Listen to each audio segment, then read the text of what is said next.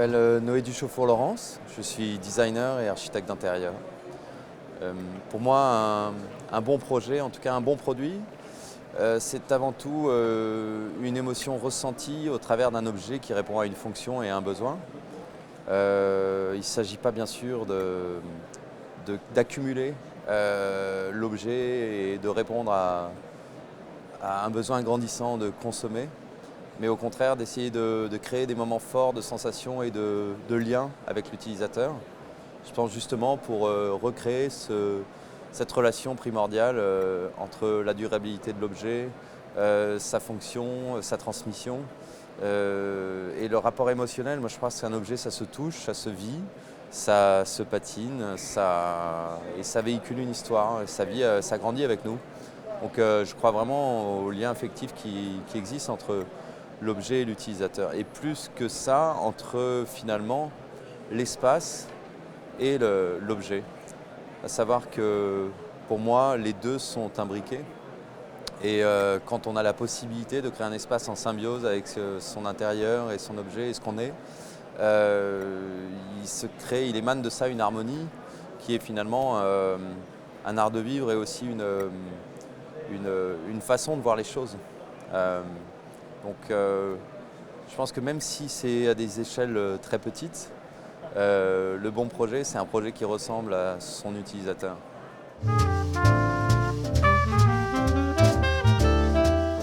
Alors on est 10 à l'agence, une dizaine de personnes.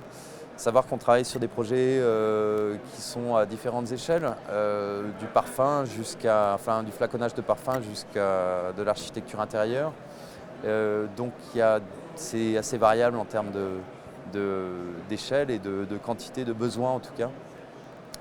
Sur le design à proprement dire, on est il y a 3 designers qui collaborent avec moi. Sur l'architecture intérieure, il y a besoin d'un peu plus de monde, donc voilà, ça dépend aussi des projets.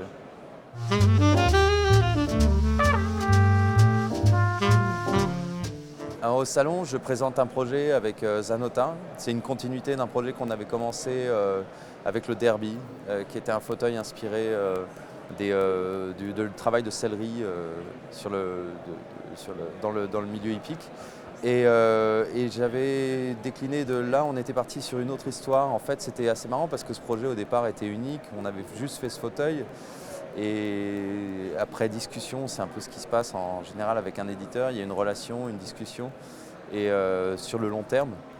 Et au final, on a travaillé sur le Cala, le Nuvola qui est un fauteuil d'extérieur.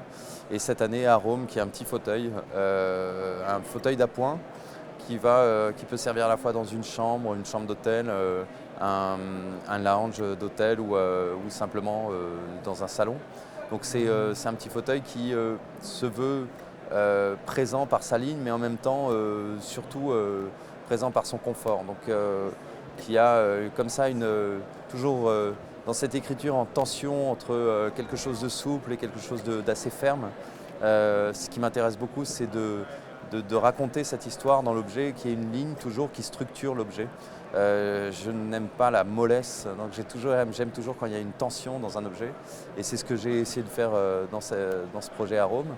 Et quelques projets qui sont présentés, que j'avais déjà présentés les années précédentes, avec La Chance, une banquette borghese, un tapis que j'avais fait avec édition Chevalier, et une chaise avec petite friture.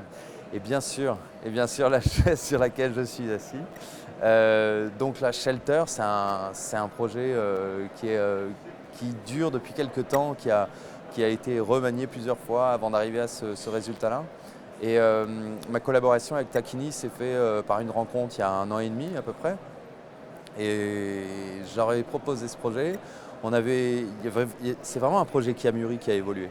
Et c'est assez intéressant parce qu'au final, ils ont une expertise technique qui est incroyable, un savoir-faire et une qualité, une exigence de qualité qui est vraiment surprenante, même pour un designer, à savoir que c'est ce qu'on attend de la part de tous les éditeurs et qu'on ne trouve pas toujours. Et ici, il y a une exigence qui est la même chez le créateur et chez l'éditeur.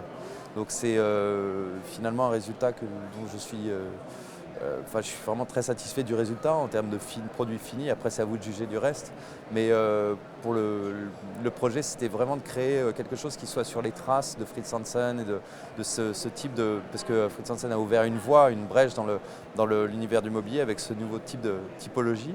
Et en même temps, essayer de créer un objet qui s'échappe un peu de ses codes, qui raconte une histoire un peu différente, toujours très organique, mais là avec des références très florales, et un objet qui devienne une sorte d'espace, de micro-espace.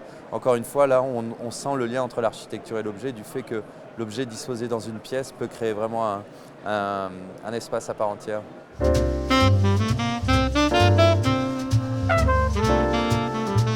Il n'y a absolument pas de notion de risque. Le risque, c'est juste de passer du temps à un objet qui ne va pas vous apporter grand-chose en termes de revenus, parce que ça, c'est une vérité. Mais malgré tout, je trouve ça merveilleux de pouvoir collaborer avec une marque comme celle-là, parce que d'abord, il y a une énergie formidable au départ, une impulsion, et ça fait du bien dans ce milieu où tout peut être parfois... certaines grosses maisons se plaignent alors que des petits arrivent et avec plein d'envie. Et puis il y a aussi une envie créative, à savoir qu'il y a une carte blanche borghese et je l'aurais fait avec personne d'autre. J'aurais pas pu la faire avec Michel Rosé par exemple. Donc c'est des projets spécifiques. Donc chaque projet c'est une relation, c'est une discussion avec des personnes. Et l'énergie qu'il y a par exemple chez La Chance ou Petite Friture, c'est une énergie qu'on trouve que parce qu'il y a certaines personnes, et du fait que leur structure est une petite structure, donc qui permet une certaine légèreté, en tout cas une approche, même s'il y a beaucoup de poids, hein, malgré tout c'est beaucoup de responsabilité. Mais ça permet comme ça de sortir des choses qu'on n'aurait pas l'habitude de sortir avec d'autres.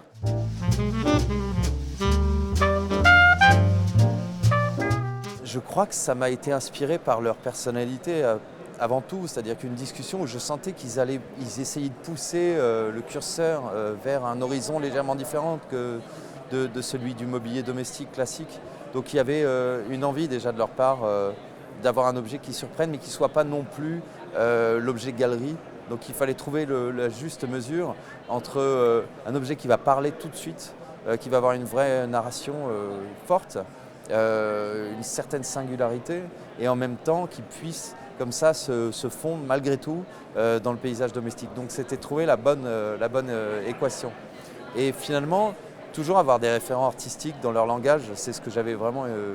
J'avais été surpris par ça parce que Julien Noppi revenait régulièrement dans la discussion et c'était ces taches de couleurs très minimalistes avec ce graphisme qui ont commencé à me faire penser à ça. Et puis j'étais à ce moment-là en train de travailler beaucoup sur l'arborescence avec une collection que je faisais pour la galerie BSL à Paris avec Naturoscopie. Et puis un travail que j'avais commencé déjà avec chez Coty Collezioni. Donc c'était quelque chose qui était dans mon dessin, on va dire. Et au moment où j'ai eu cette opportunité, ça s'est formalisé.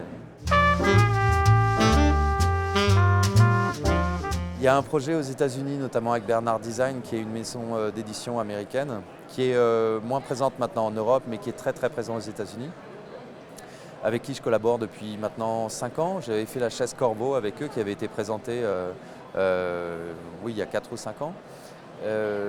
Et on sort 3 pièces cette année, dont une pièce pour leur anniversaire, qui est un rocking chair, et une collection, une série de canapés modulables. Et ensuite, un gros travail pour l'année prochaine avec une maison de très très luxe, très haut de gamme, qui sera présentée à Milan l'année prochaine. Et d'autres projets assez passionnants. Et puis en architecture intérieure, une suite pour un palace. Donc ça, c'est un peu le type d'écrin dans lequel je travaille en ce moment. Des projets assez contraignants mais assez merveilleux de par leur dimension, leur échelle et leur qualité.